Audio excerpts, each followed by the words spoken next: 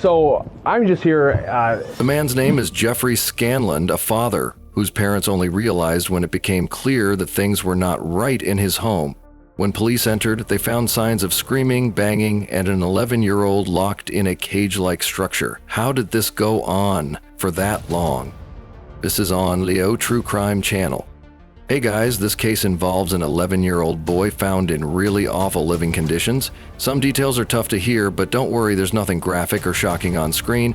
Feel free to pause anytime if it feels heavy, no pressure at all. You see a pink house, right? Looks totally normal, but inside the exact opposite is happening, and the ones paying the price are the kids. Hello? Gentlemen! I know you want the gate open, baby. We're working on that right now. Okay? Their most autistic child, whose name is basically caged into the downstairs living area. And when I say caged, he's naked. There's feces around. It's extremely messy in the area, and windows are boarded up. Late morning in Henderson, Nevada, just outside Vegas, and a simple welfare check is about to reveal what's really going on inside this house. Jeffrey? Sorry to wake you up, bud. What time did you go to bed? 2, 3. This morning? Yeah. Okay, so it's not horrible. You got some sleep. Yeah. Even though the kids might have kept you awake some. Yeah. So I'm just here because they asked me to be here. Okay. Based on the situation, the kids haven't been in school. One of them is being homeschooled for the number of days that they haven't been in school. Yeah. So they got a few questions based on what they need to do as a school representative for truancy, okay? All right. Does that make sense? Yeah. It sounds like you got some challenges here at the house. Your wife and you have different, schedules to probably try to handle the kids and stuff like that. Yeah. That's great. It sounds like you're trying the hardest you can to make the situation work, right? So, but they still have a job to do based on, their policies and. Students, yes. We're just checking because they haven't been at school. He's not in school today, and I think he hasn't been at school. They're supposed to be in Nevada Learning Academy, but they haven't been, enrolled. So we're just concerned to see. We just want to check that they're all okay. Yeah. So that I can bring the report back to school. What concerned me was that I heard the banging, and he said, "Let me out, open the door." He thought it was police. He's like, "Police, let me out." So, but then when I asked if he's okay, he stayed quiet. So I just wanted to assure that I can see that he's okay. Oh yeah, he's okay. And a kid like that, it makes sense that they would say, "Let me out." Police identify the man as 41-year-old Jeffrey Scanland, a father of 4 who opened the door after the school truancy officer had arrived to address the kids' repeated absences. The truancy officer explains that after knocking several times and getting no answer, they called police because they heard screaming and pounding noises inside. Harold, kind of like, Yeah. do you mind if I come in? Yeah. He's a big kid. I can come in? Yes. Okay. He's half Samoan, so he's a big kid. Oh yeah, He's probably got autistic. some meat to him. Once the officer steps into the home, he immediately sees a metal cage-like enclosure built into the living room with an 11-year-old child inside. He also observes what appears to be feces smeared on the floor and walls and trash piled around the room. Jeffrey quickly begins explaining why the structure was built. So, Hey buddy. we had to do this because it keeps him from kicking holes everywhere in the house. Does he have like, he doesn't hit his head on the walls or anything like that? No. Okay. How about the other children then that are supposed to be in school? Are Yeah, they're upstairs. you able to get them down here? Yeah. Hey Sarge. Yeah. Is this set up for him? Yeah. Says he's He's, part Samoan. Yeah, half Samoan kids. Very strong. He just turned 11, but he's super strong. Yeah, I mean, he's ripped off cabinets, kicked holes. His room upstairs, he kicked a hole all the way through into my bedroom. Okay. It's just Okay. So to keep him from destroying the house, we try to keep him in here. He doesn't know how to unlock. No. Wow. Well, on this one, we had to tie this up, and then on the other door we have a key lock. Okay. So Because I mean, some of them are very observant oh, and dude, they smart. are Smart They in ways are. that we don't expect sometimes. Oh, they're so sharp. Him and my daughter, they're both autistic. So my concern as a safety officer is what happens in case of a fire. That can be cut right there. It's just tied up. So that door opens right up. And the other one has a lock key. So he could open it and yank it? No, it's just tied up right now. It's just tied up. Right. But I mean, technically, Okay. it opens right up. Okay. Yeah, they were concerned about that when they installed it. Yeah. And that's what we're looking for is the safety of the situation. Did you want to go up and get the kids so we can? First, officers had to confirm that the other children were safe and unharmed. Only then did an investigator arrive and begin asking more questions about the child in the cage. They've been sick for about the last couple of days. We're good. She doesn't need to come all the way down. Or do you have questions or? Okay. Yeah, they've had the flu for about all of last week. It started with him, and they were throwing up, and she caught it, he caught it, whole house got it. Except for me, so. Okay. Yeah. Yeah, and that wasn't related to the school though, that they had the flu. Okay. So communications. Communication is huge, all right? So no matter what, call the school, because I've even had like casinos call us to check on employees. Okay. Casinos, adults, check on their adults. Yeah. Because the adults didn't call in sick or this or that, and it's been 2 days. So we even have, big corporations calling on adults, employees to make sure they're okay. Okay. So big thing is communication. Call the school, say, hey, she's not feeling well, stomach flu. Okay. Be out for 1 day, maybe 5 days or whatever. Same with whatever other children. So that way they have an understanding what's taking place. Jeffrey told police that both children were autistic, but the 11-year-old was locked up because of his health and because he believed he was disruptive. And seconds later, the father of 4 began explaining why the other children were not present. Yeah, when we were knocking, we were like, well, maybe they both share a car and go to work together or something, so. Yeah, I was passed out and didn't know if it was just. Right, pounding or not. Yeah. So his speech isn't very good right now, right? Yeah, it's not. Okay. When he was first born, I mean, he didn't actually start talking until he was about 4 or 5 years old. Okay. We thought he was just going to be nonverbal for his whole life. Yeah. But, he's been going to school, and basically all his verbal skills are basically just what he wants and then what he copies and hears off of the phone. Yeah. Yeah, because I tried to communicate with him through the window, through the plywood, just to make sure he was good. I'm like, hey, are you okay? Everything good? Because he was boom, boom, boom, boom. Yeah. And of course, the way it sounds because of his size, it sounded horrible. Yeah. But I was like, well, he's not screaming like he's in pain or anything like that. Yeah. So I was like, hey, I don't see any cause to be concerned in that aspect because he's yelling. Yeah. Because some kids on the spectrum, that's what they do. Yeah. I was just like, as long as he's, if he's, using his head like some of them do, as long as he has a helmet or something like that, He loves using his feet to kick. Doesn't look like he's got any injuries or anything like that, so that's good. We've had to, all this plywood we've had to put up just so he doesn't break windows. Yeah, I noticed the one window was broke. Yeah. I mean, that made sense when I seen it. I'm like, Jeffrey says 2 of the children have been sick and that the household has been dealing with the flu over the last week. And of course, this cannot help him escape punishment. How long they've been here, Okay. how long the kids have been, how long it's been like this. Okay. Does he know the bureau's coming out? No, I didn't say nothing. Okay. I was about to start yelling in there, and so I walk out and took a couple deep breaths. Yeah, I was trying to play cool and keep him talking. Well, that's what I told him the truth. I'm like, right now I'm leaving the kid right there because I don't need to have to wrestle 11-year-old autistic kid now. Yeah. While we're waiting for everything. Yeah, I mean, the kid is that for me? No, that's 2-11. Oh. They said, because it's been about an hour. Yeah, this is. Yeah. Unit score 4. But so it's just when the detectives come here, we have everything set up so we can talk to them. I can talk to them as long as we have people in there. A short time later, officers step outside to talk through what they have seen. One suggests finding out how long the family has lived there and how long the conditions have been this way. So the situation is we're gonna need somebody out en route here. So we got our SVU on the way. Their most autistic child, whose name is basically caged into the downstairs living area.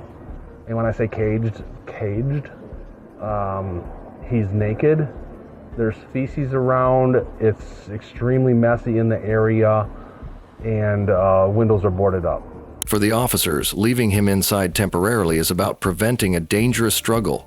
For viewers, it is another painful reminder of how long he has already been asking for that gate to open. While they wait, an officer phones Child Protective Services to report what they have observed. A very strong young boy, because he tears apart the house. He's teared cupboards off the wall and stuff like that. He's just strong and very destructive as a child, with his level of autism. He doesn't have. I'm surprised he doesn't have a helmet on. So he's not banging his head against things. But like, he was pounding on the plywood that's over top of the windows, and it was. I mean, you could hear it from the street. I mean, just thuds, thuds, thuds, thuds. But when I was trying to ask him his name and stuff, he couldn't. He's not cognitively able to answer questions. So with that, I mean, he's been out of school for a while, I guess, and I mean, I could understand why in a sense. You'd almost have to have a specialist come into the house and meet with him. They've been sick though too. It looks, I don't see that, it doesn't appear that the kids look sick right now, but there was some sickness going around last week, like throwing up, flu kind of stuff.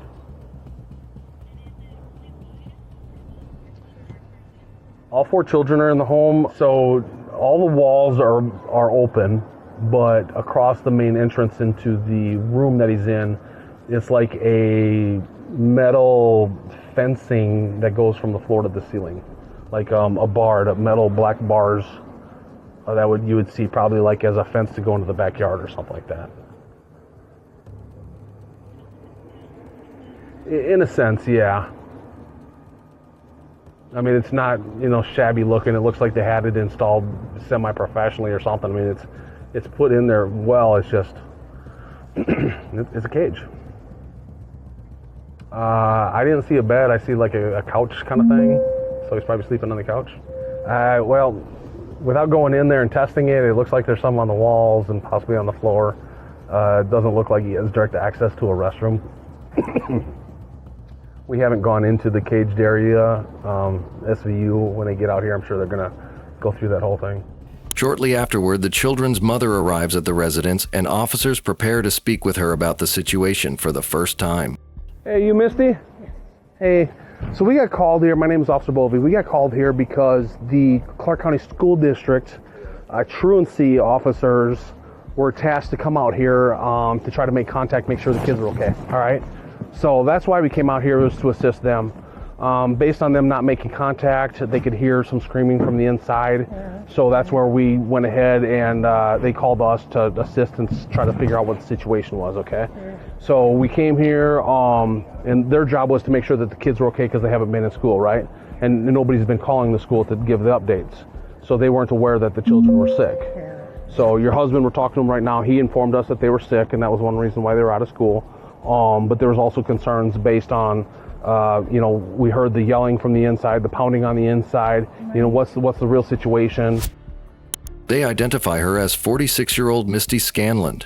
Does that make sense? So that brought up, yeah, we see that, we understand that, and we know that's a challenge. So based on that, going in there, talking to your husband was asleep, so it was hard to get him up. He finally came to the door, so we were talking to him, trying to understand the whole situation of everything. Does that make sense? So based on that, we're here now. We're going to be sticking around for a little bit. We got a few more questions to ask and go from there. Does that make sense? Did you leave work early? All right. Well, thanks for coming out early.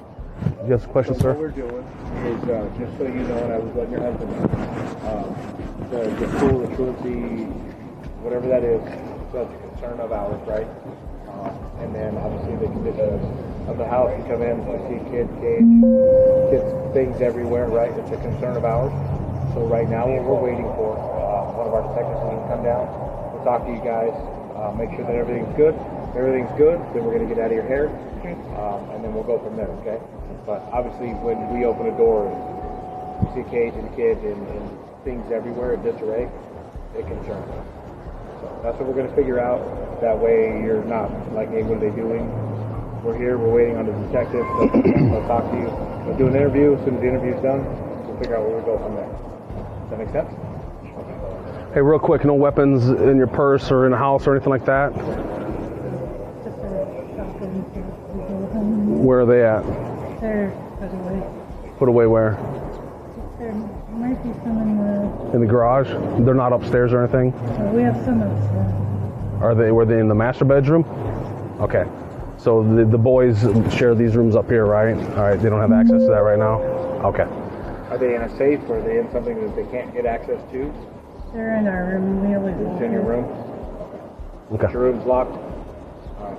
Let's stay out of your room for now until the detectives get here and we'll go from there. We're going to let Callahan know not to Yep. let everybody go through.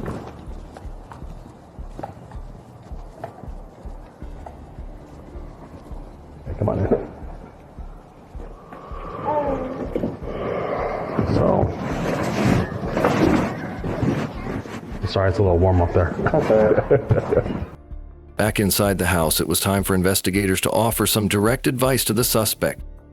Now that your wife's here and stuff like that, there's going to be a little bit more movement. Just want to make sure there wasn't any weapons. She mentioned about some shotguns upstairs, so we just asked that nobody go upstairs into the bedroom. Okay. So, yeah, the double doors, we don't want anybody to go up there. There's just shotguns that aren't necessarily, they're not the gun safe, right? They're just secured up there. So that way, it's just a safety thing that we have to go through. So, yeah. When did you have this installed then? A few years ago. Probably 6 years ago. Oh wow, okay. So he was strong at a young age. Oh yeah. Yeah. Oh yeah. Please, buddy. That's just part of his stimming. He just. Oh yeah. You know. That's yeah, I get it. So we actually have, you know, the good thing about this is we can start a conversation and stuff. We have a team right now. They're called Crisis Response Team, and their main goal is to help people like this in this situation, having these challenges and things like that, no matter what the age is, because they're, you know, from kids all the way up to, you know, 80-year-olds, you know. So when we, and they also help with like suicidal people as well. But they come and help and provide resources. Try to help out, finding a program, a plan, you know, things that can help out the family. Because it's, I know he's grown up with it, you've grown up with him and stuff in this realm. Yeah. But sometimes you get stuck in the same patterns and don't realize, you know, all of a sudden 2 years later, there's more resources out there, but you haven't looked for resources for 2 years. Does that make sense? Yeah. So there might be more resources out there that you're not even aware of. Okay. You know, I know sometimes the schools are very good at helping with resources as well.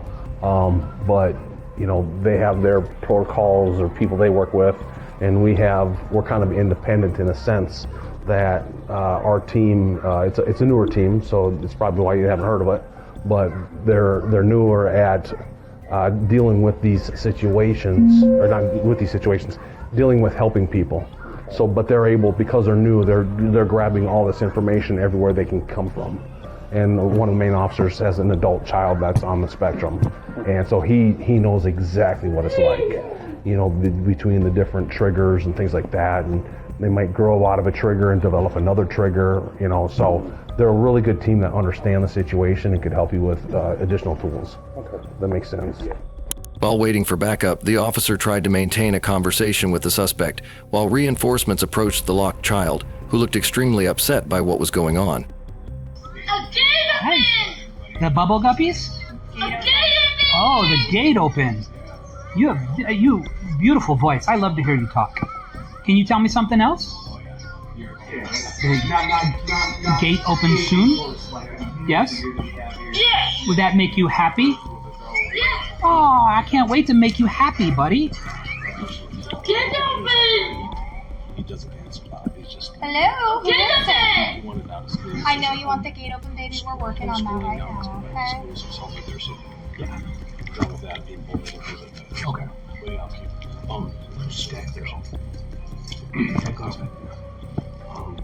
The master bedroom is up there, right at the very top of the stairs to the left. And there's the shotguns in there. So, if by chance I don't catch it, We're working on the gate right now, sweetheart. Footage shows the interior of the room, boarded up windows, visible trash, and what investigators say is feces on the floor. Can we talk about the words you know? Yeah, the words you know. You like the gate open? Why, do you like the gate open? Yes! Oh. Do you like to be back here? But back here. Here, in this room. Do you like this room? Naughty. Hey, buddy. Do you like this room? Or do you... Out? Yeah. You want the gate open? You like the gate open? Yeah. Soon. See you real soon. So guess what? Guess what? Soon, gate open. Yeah, soon, gate open.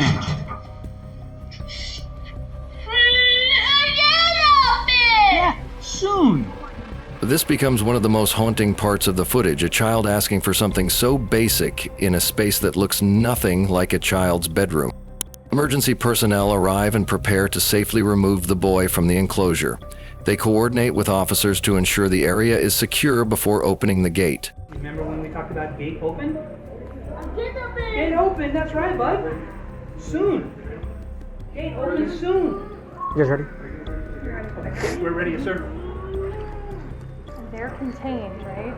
Yes. Heads that way. Go down.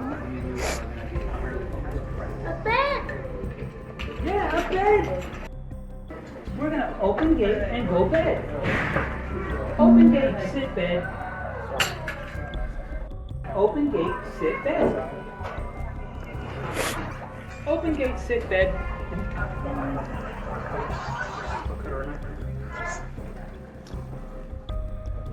Here. Level is low. We'll just wait. Hold on, just wait 1 second. Yeah.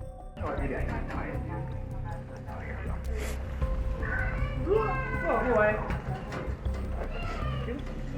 Ready? Going to the bed. Yay! Here we go. Right to the bed. Once ready, the officers open the enclosure and move the child onto a waiting stretcher. They ask about his teddy bear, which is retrieved for him. We got the teddy bear.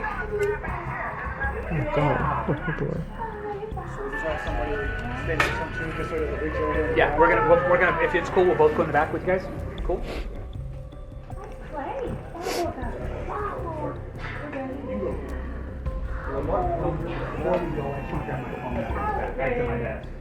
The way officers and medics handle him in these moments, gentle, respectful, and focused on his dignity, is a sharp contrast to how he has been treated inside the home. Following the removal of the child from the home, both Jeffrey and Misty Scanland are arrested. They are each booked on charges of child mistreatment and lack of proper care. The case later concludes with both parents pleading guilty to misdemeanor child lack of proper care. Each is sentenced to 1 year of probation. Now let's take a look at how the community reacted, because people here were stunned. What happened in this home shows that a single intervention can change a child's entire future. Let this be the moment we realize every sign matters, and silence can cost way more than we think. If you ever suspect child mistreatment or lack of proper care, reaching out to the hotline is confidential and available around the clock. Stay with True Crime as we learn from these cases and hopefully help create safer homes for kids everywhere. Before we wrap up, just remember, these are real families, real consequences, and real lives changed forever. This documentary seeks to present the facts responsibly, honoring those affected while providing a clear and factual account. We aim to foster understanding, encourage reflection, and provide context, never to dramatize or sensationalize tragedy.